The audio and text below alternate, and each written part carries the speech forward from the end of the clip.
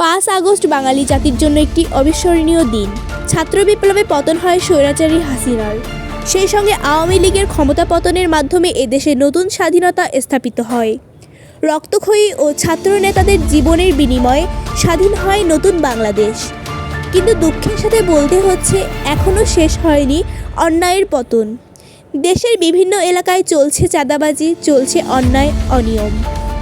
বিভিন্ন এলাকায় প্রতিবেদনে দেখা গেছে ৫ আগস্টের রদ বদলের পর একটা গ্রুপ মাথা চড়ে উঠেছে, যারা প্রতিনিয়ত চাঁদাবাজি, অন্যায় এবং সালিসি মীমাংসার মাধ্যমে লুটপাট করে চলছে। তাহলে ৫ আগস্ট কেন ছাত্র জনতা জীবন দিল? দেশের বর্তমান রাজনৈতিক ধারাবাহিকদের প্রতি প্রশ্ন থাকলো, আপনারা কি করছেন? দেশের বিভিন্ন এলাকায় ঘটে যাওয়া অন্যায় ঘটনাগুলো জানতে সাথে থাকুন দৈনিক বাংলাদেশের চিত্র নিউজের সাথে।